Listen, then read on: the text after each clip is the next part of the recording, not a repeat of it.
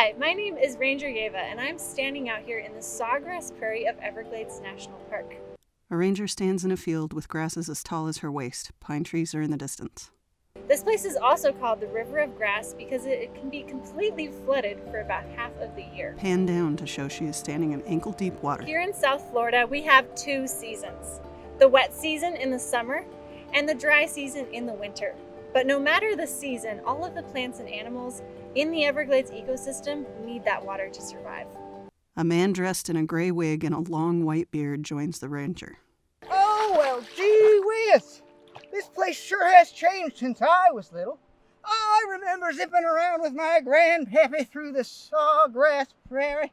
Oh, we would walk for weeks through the marshes, camping on the hammock islands and poling through the mangroves. My pappy, he knew this place like the back of his hand.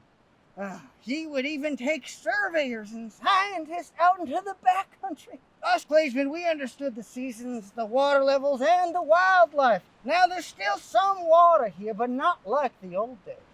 You're right, Mr. Gladesman. The water in the Everglades has been impacted by people as well. Settlers came here about 100 years ago and changed the water flow. A map of Florida shows the water flow. Historically, the water in the Kissimmee River Basin up by Orlando would flow into Lake Okeechobee, which is shaped like a big shallow bowl. In the wet season, Lake Okeechobee would overflow, slowly flowing down in a wide, shallow river all the way down to Florida Bay. If the water flowing through the sawgrass prairie doesn't evaporate, View of a flooded sawgrass prairie. or make it all the way down to Florida Bay, it seeps into the ground. Water percolates through the limestone bedrock and into the Biscayne aquifer. Think of this aquifer like a big underground lake trapped in layers of limestone deep underneath our feet. Diagram of a cross-section of a limestone bedrock with water above it that lowers its level to show the change of the seasons. Low elevation limestone is labeled freshwater slough, mid-level is labeled sawgrass prairie, and higher areas are labeled pine rocklands. The bedrock underneath it all is labeled limestone aquifer. As people came down to settle in South Florida, they decided they couldn't build, farm, or drive on flooded land. Old photos of Miami from the late 1800s showing businesses, canal building machines, and a car driving through water. So they built canals, dikes, and borrow pits, diverting the water away from the Everglades and out to the Atlantic Ocean and the Gulf of Mexico, dramatically changing the amount of water that's able to flow through this park. View of a water control structure allowing water to flow into a canal. The water here in South Florida is actually very important, not just for the animals and the plants, but also for us people. We use the water in many different ways. I actually have a friend who's visiting the park right now. Let's call them to find out how they use the water. The ranger pulls out her phone and makes a video call. A man standing in a visitor center wearing a Hawaiian shirt and a floppy hat picks up. Oh, hello there, Ranger Yeva. My name is Jerry Snowbird. I escaped the cold, white, snowy north up there, and I am so excited to be down here in southern Florida. It's been so nice and warm lately. I've been soaking up all the breeze out at the beach. I've been touring the water parks and the theme parks and hanging out in all the jacuzzis and the pools, and now I finally get to experience what the Everglades has to offer. That all sounds like a blast. So my friend here wants to know what the water in the Everglades means to you. Holy wow, water's the most important part of the Everglades to me. It's so important because it's so hot down here and I spend a lot of time out in the sun. I gotta cool off somehow. Oh, I also wouldn't be able to do any of the fun recreation that I like doing down here, like maybe canoeing or a little bit of kayaking or maybe an airboat tour. Oh man, the habitats down here in South Florida are so much better to be seen from the water. And it's also amazing how much fun you can have while doing it.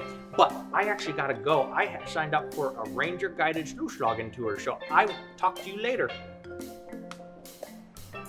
Well, thanks, Jerry. Have fun on your tour and be careful. Bye, Jerry. Let's call another friend who uses the water in a different way. A woman in a hard hat and a safety vest picks up. Oh, hi, Ranger Yeva. It's Edith, and I am actually just outside of Everglades National Park working on a project. Well, engineers like myself built things like grocery stores, gas stations, houses, roads, hotels, you name it, we build it. I absolutely love the Everglades and working in South Florida.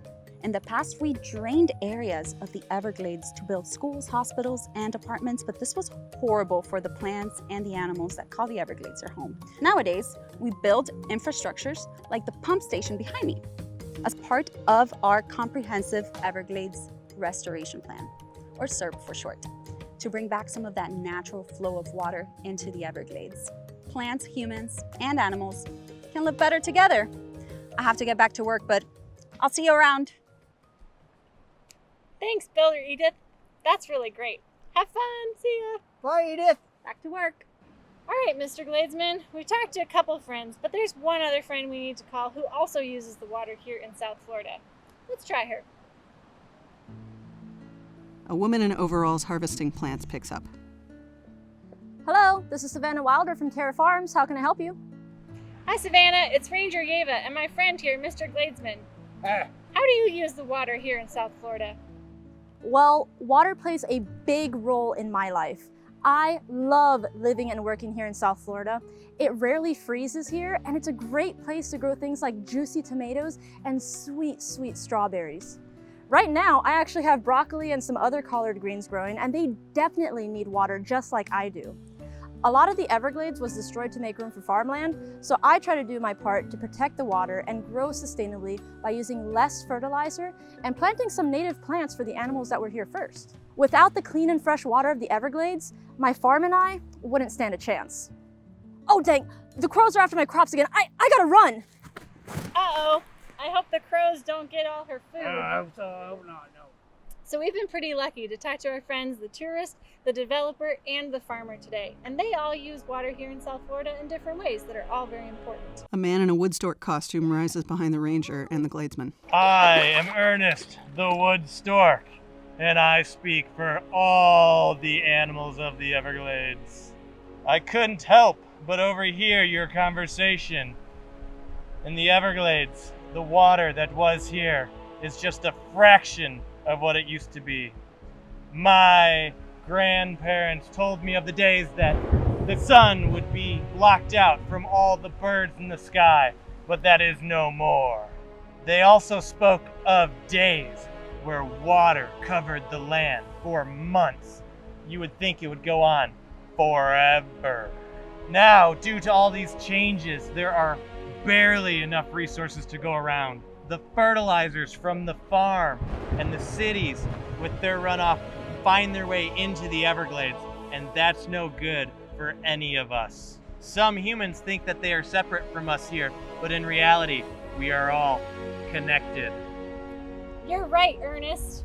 All of these water users are important, but so are all of the animals and plants that call the Everglades their home. We can't just tell people to move or flood their houses, but everybody can make a difference.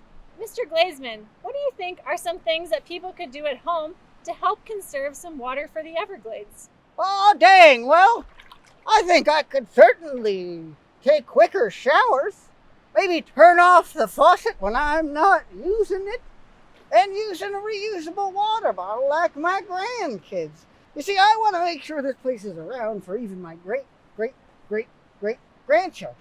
I've always loved coming up here and sharing this place with others, and I want them to be able to do the same.